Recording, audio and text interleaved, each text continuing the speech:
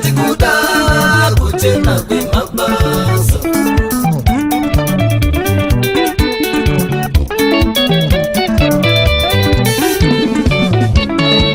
Amatangu ndaiona runakoiwe kupoda kumeso naiyo beta soi ndikachikuda kunaka kwemoyo.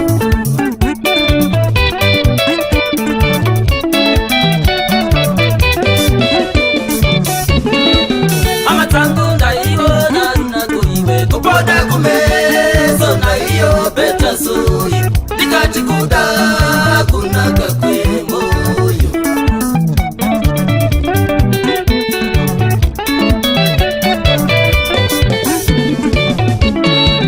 Amatangu ndaiona kutinda iwe kupenya kumeso na iyo beta soi ndikachinawa na ngirozi yangu.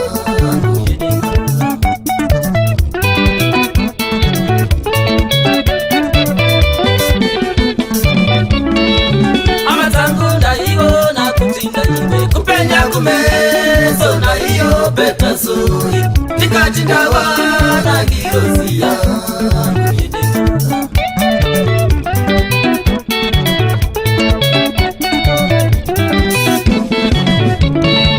Naivenda kutiwa nerudo ndikachaza kuona windi wako.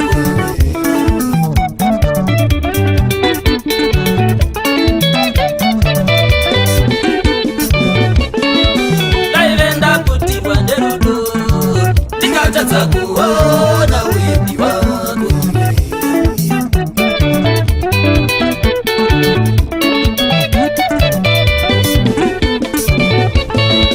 Naivenda kutiwa nerudo ndikachaza kuona utenza wako iwe.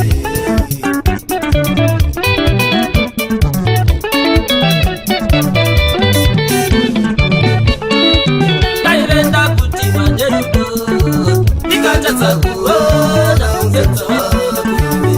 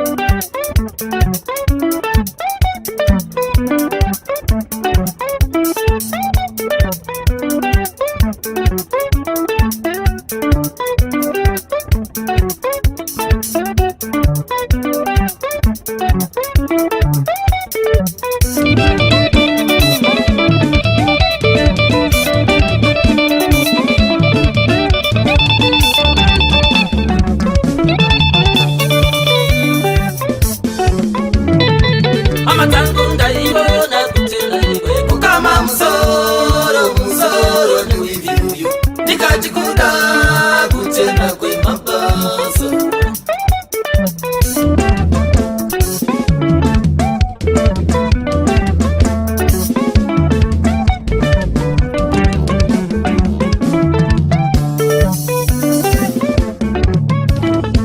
Amatangu ndaiona runakoiwe kupoda kumeso na iyo beta soi ndikachikuda kunaka kwemoyo.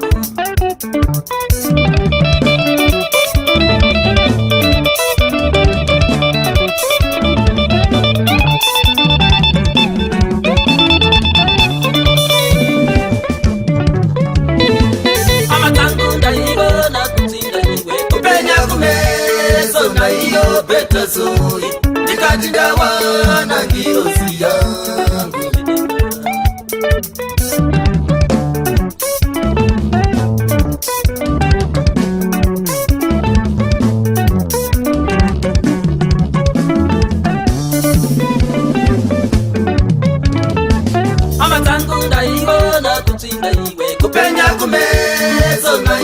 peta sui tikati dawana ngiyozi yangu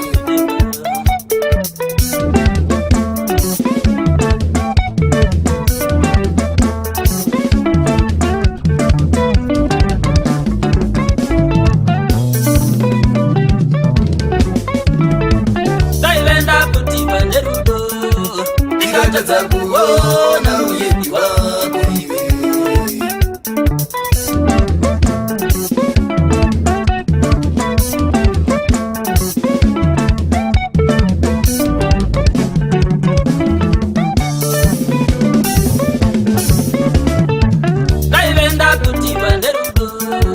ndikatadza kuona unzenza wako iwe